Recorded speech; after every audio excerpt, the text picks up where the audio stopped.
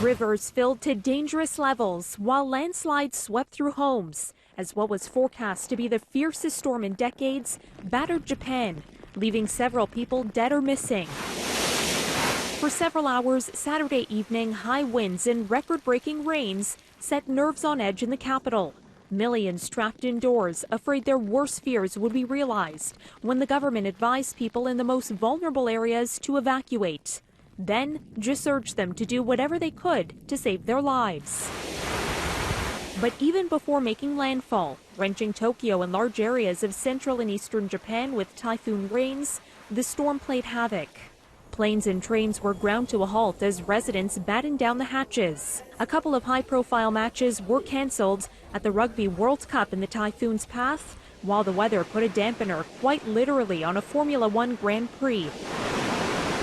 Then came a dangerously heavy downpour and strong winds. Local media reports at least 2 people were killed, several are missing, and dozens of others injured.